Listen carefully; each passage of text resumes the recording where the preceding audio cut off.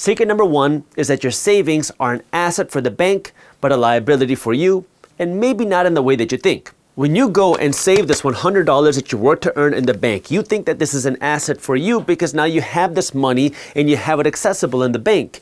But your bank looks at this money very differently than you. See, what happens is when you take that $100 in the bank, you get a receipt from the bank saying that you have this $100, which is why you think it's an asset.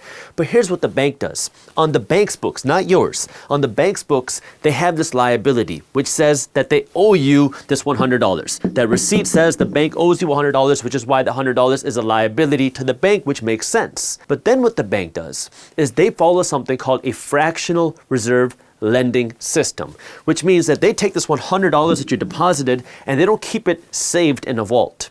Instead, they want to invest this money. So what do they do with this $100? Well, they're going to take most of it, let's call it $90, and they're going to invest it. So they're going to take 90 of this dollars and they're going to give it to this person right here. Now, when the bank lends out your money, remember, this was a liability for the bank. They lent out your money. Now it has become an asset for the bank. How did it become an asset for the bank? An asset meaning investment. Because now the bank takes your money and they turn it around and give it to somebody else. That way this person has to pay the bank back this money plus interest. But remember, they're using your money.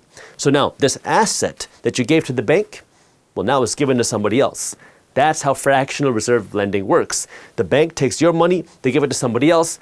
And then, guess what? This person takes this money and they're going to deposit it in a different bank. Now, your money is in bank 2, and then this process happens again. This person gives their money to bank 2, and bank 2 is going to lend this money to somebody else. And it goes on and on and on. And that's why you have to understand that the money you give to the bank, you think is an asset for you, but it's really an asset for the bank. Now, I'm not saying this so you don't save any money in the bank. I'm saying this so you understand how the banking system works, and I'm going to show you how you use the bank to your advantage. So stick with me, which brings me to number 2, which is that your bank is not your financial advisor. Let me paint this picture for you, because the average American has zero financial education. They went to school, got a good job, and have very little idea of what to do with their money and what they can afford. And the people that they trust with their money is their bank, because when you get paid, the money gets deposited in your bank. When you spend money, the money comes out of your bank. So now when you go out and you want to buy something nice, like say a house or a car, who do you go to ask to see what you can afford? Most people don't have a financial advisor, so what do? They go to their bank. And then they ask their bank, well, how big of a home can I afford? How nice of a car can I afford? But I'm going to let you in on a little secret. Your bank doesn't really care if you can afford to make the loan payments or not. They make money when you sign the papers. As soon as you sign the paper for a loan, the bank takes this loan and they're going to sell it off to somebody else. They make money when you close a deal. And after that, it's your issue. It's not the bank's.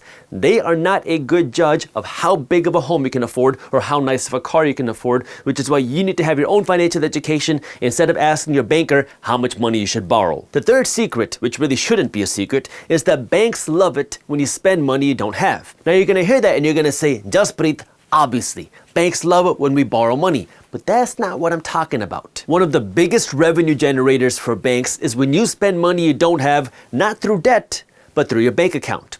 Banks are making billions and billions of dollars a year on overdraft fees, which means every time you spend a dollar that you don't have in your checkings account, the bank is going to charge you $35. Now, we did a whole deep dive of this in Market Briefs because there are some new regulations being put into place which are trying to limit how much overdraft fees the banks can charge you, but that doesn't mean the banks are going to stop charging you overdraft fees, which means you have the ability before you go out and spend money to open up your web banking and see how much cash you have in your bank account.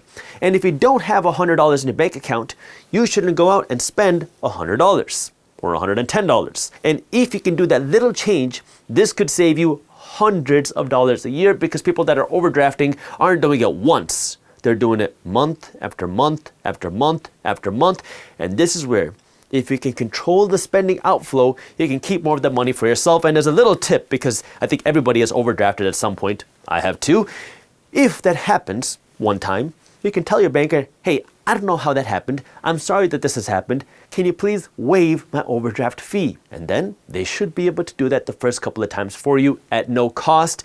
but you can't let that be a reoccurring thing. If you enjoyed this clip and you want to continue your financial education journey, I have another video that I think you'll love. All you got to do is click that button right over there. And for those of you who want to stay up to date on the top finance and business news, you can join Market Briefs, my free financial newsletter, by clicking that button below. Thank you for watching, and I'll see you in the next one.